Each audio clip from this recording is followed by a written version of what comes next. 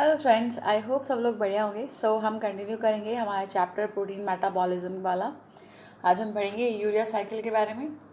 तो urea cycle जो है वो क्या होता है कि जो अमोनिया है जो हमारी बॉडी में सिंथेसाइज होता है उसको कन्वर्ट करता है किसमें, यूरिया में।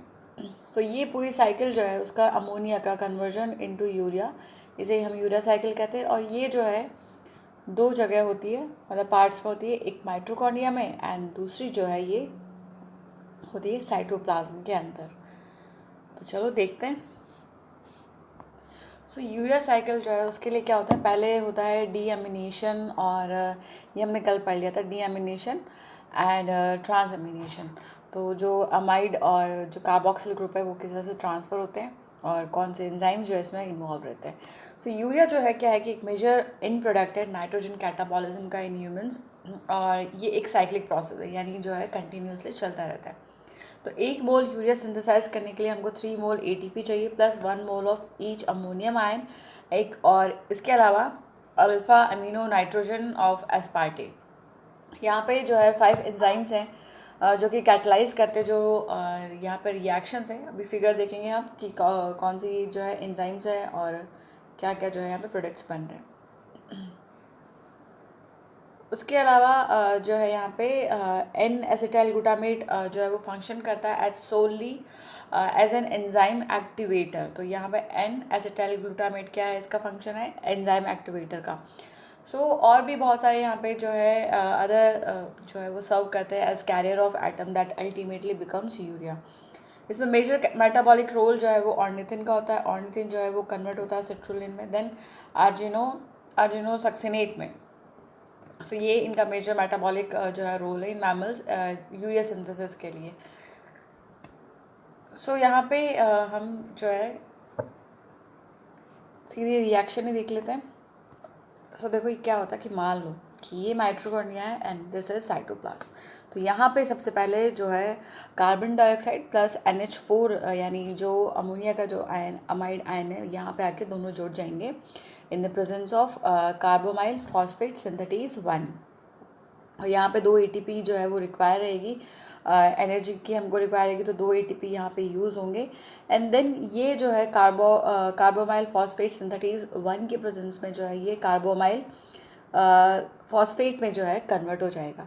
ओके, तो यहाँ पे ये कार्बोमाइल फॉस्फेट में कन्वर्ट हो गया। देन यहाँ ऑर्निथिन है, और ऑर्निथिन जो है वो ऑर्निथिन ट्रांस कार्बोमाइलेज की प्रेजेंस में जो है वो किसमें, सिट्रुलिन में कन्वर्ट हो जाएगा। ओके, सिट्रुलिन में ये कन्वर्ट हो गया। उसके बाद क्या होगा कि इसमें उसके बाद जो ये सिट्रुलिन है ये अर्जिनोसक्सिनेट सिंथेटेज की प्रेजेंस में जो है ये एस्पार्टेट, यहाँ पे एस्पार्टेट आएगा, और ये जो है किसमें कन्वर्ट हो जाएगा, अर्जिनोसक्सिनेट में जो है। और उसके अलावा अर्जिनोसक्सिनेट एंजाइम की प्रेजेंस में जो है ये किसमें कन्वर्ट जाएगा, एक तो अर्जिनोसक्सिनेट में कन्वर्ट हो गया।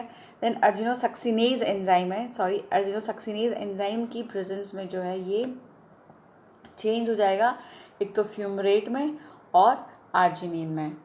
आर्जिनिन फर्दर जो है वो आर्जिनेज एंजाइम की प्रेजेंस में जो है एक तो यूरिया बनाएगा और एक मॉलिक्यूल जो है इसका ऑर्निथिन बनाएगा।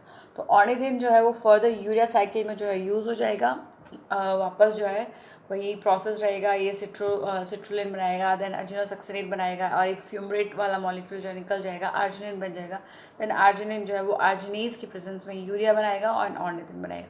तो यूरिया जो है वो किडनी में चला जाएगा और यूरिन के फॉर्म में जो है ये एक्सक्रीट हो जाएगा। ये सारी जो है यूरिया साइकिल है हमारी। तो ये साइकिल हमने देख ली, अब थ्योरी भी देख लो कि कार्बोमाइल फॉस्फेट सिंथेटेज 1 जो है वो इनिशिएट करता है यूरिया का बायोसिंथेसिस। तो यहाँ पे जो CO2 और अमोनिया का कंडेंसेशन होता है और ATP जो है वो यूज़ होती है टू फॉर्म कार्बोमाइल फॉस्फेट, जो कि कैटलाइज होता है by mitochondrial carbamoyl phosphate synthetase. ये जो है माइटोकॉन्ड्रिया में रिएक्शन हो रही है ये। कार्बोमाइल फॉस्फेट सिंथेटेज 1 जो है यहाँ पे रेट लिमिटिंग एंजाइम है ऑफ यूरिया साइकिल, और ये एक्टिव होता है only in the presence of allosteric activator N acetyl glutamate की प्रेजेंस में ही ये सब एक्टिवेट होता है। और यहाँ पे जो है ये एनहेंस करता है affinity of synthase for ATP। Then ये हो गया। उसके बाद जो है ये साइटोप्लाज्म में आ जाती है। साइटोप्लाज्म में कार्बोमाइल फॉस्फेट प्लस ऑर्निथिन जो है वो सिट्रुलिन बनाते हैं। एल ऑर्निथिन ट्रांस कार्बोमाइलेज जो है वो कैटेलाइज करता है इसको। यहाँ पे जो है कार्बोमाइल ग्रुप जो है वो ट्रांसफ़र होता है जो कार्बोमाइल फॉस्फेट है टू ऑर्निथिन। वहाँ से ये ऑर्निथिन में जो है कार्बोमाइल ग्रुप को ट्रांसफ़र करते हैं फॉर्मिंग सिट्रुलिन एंड ऑर्थोफॉस्फेट।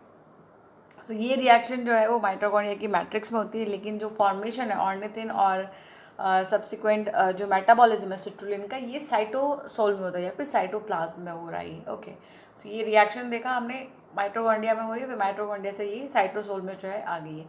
अब सिट्रुलिन प्लस एस्पार्टेट जो है वो आर्जिनोसक्सिनेट बनाते हैं। जो आर्जिनोसक्सिनेट सिंथेज जो है वो लिंक करता है एस्पार्टेट एंड सिट्रुलिन को via amino group of aspartate, और ये सेकेंड नाइट्रोजन प्रोवाइड करता है ऑफ यूरिया। यहाँ पे ये जो रिएक्शन है इसमें भी एटीपी चाहिए होती है। हमने बोला कि 3 एटीपी रिक्वायर है, तो यहाँ पे भी जो है एक एटीपी की जो है इन्वॉल्व रिक्वायरमेंट है, एंड ये इन्वॉल्व करता है intermediate formation of citral AMP and subsequent displacement of AMP by aspartate then form citrulline। Okay, citrulline बन गया साइटोसोल में। देन अब क्या होगा कि क्लीवेज होगा आर्जिनोसक्सिनेट, और ये बनाएगा आर्जिनिन एंड फ्यूमरेट। यहाँ पे दो जो है ये बन रहे हैं, एक आर्जिनिन बन रहा है और एक फ्यूमरेट बन रहा है। तो यहाँ जो एंजाइम है वो है आर्जिनोसक्सिनेज, और यहाँ पे बन जाएगा आर्जिनिन, और दूसरा जो है ये रिलीज़ करेगा जिस release of the aspartate skeleton as fumarate release हो गया। देन आर्जिनिन फर्दर जो है वो बनाएगा यूरिया और ऑर्निथिन। सो आर्जिनिन का क्लीवेज होगा यूरिया और reform of ornithine, then ornithine जो है फर्दर यूटिलाइज होगा इन द यूरिया साइकिल, और ये साइकिल जो है वो कंटिन्यूसली चलती रहेगी। सो हाइड्रोलाइटिक क्लीवेज होता है of guanidino group of arginine and catalyzed by liver arginase, और ये रिलीज करता है यूरिया को, और ये जो प्रोडक्ट है इसका ऑर्निथिन ये री एंटर होता है लिवर माइटोकॉन्ड्रिया में to form additional round of urea synthesis, और ये यूरिया जो सिंथेसाइज हुआ है यहाँ पे ये चला जाएगा किडनी में और एक्सक्रीट हो जाएगा in the form of urine. So अगर पूछे हमको कि कौन सा एंजाइम जो है वो पेस मेकर एंजाइम है यूरिया साइकिल का, तो वो है कार्बोमाइल फॉस्फेट सिंथेटेज 1।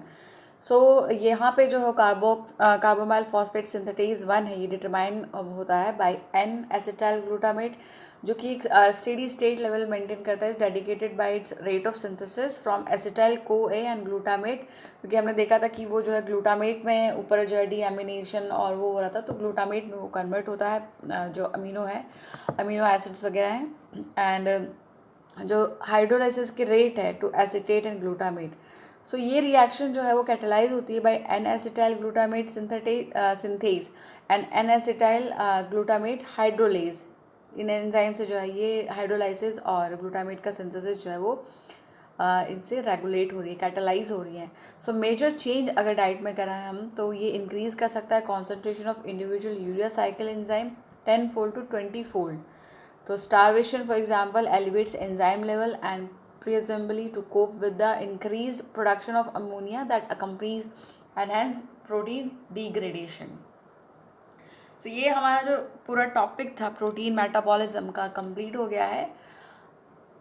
अब नेक्स्ट वीडियो में हम जो है कोई दूसरा टॉपिक लेंगे। तब तक अच्छे से पढ़ाई कीजिए, अपना ख्याल रखिए। All the best, thank you.